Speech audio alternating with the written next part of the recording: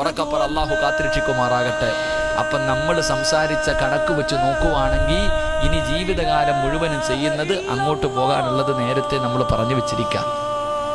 ഒരൊറ്റ ബാങ്ക് വിളിക്കുന്ന സമയത്ത് പള്ളിയിലെ ഖത്തീബിനെ കാണുമ്പോൾ ബാങ്ക് വിളിക്കുമ്പോൾ ഉസ്താദെ സുഖമാണോ, വീട്ടിൽ പോയോ, മതി, കൂടുതലൊന്നും വേണ്ട, ദുനിയാവിൻ്റെ കാര്യമല്ലേ. ഒരു വാക്ക് പറഞ്ഞാൽ 30 കൊല്ലം. അള്ളാഹു നമുക്ക് ഈമാൻ നൽകുമാറാകട്ടെ. നിസ്സാരമാണെന്ന് കരുതിയോ സഹോദര? അള്ളാഹുവിൻ്റെ പള്ളിയിൽ ബാങ്ക് വിളിക്കുക എന്ത് മഹത്വം എന്നറിയോ?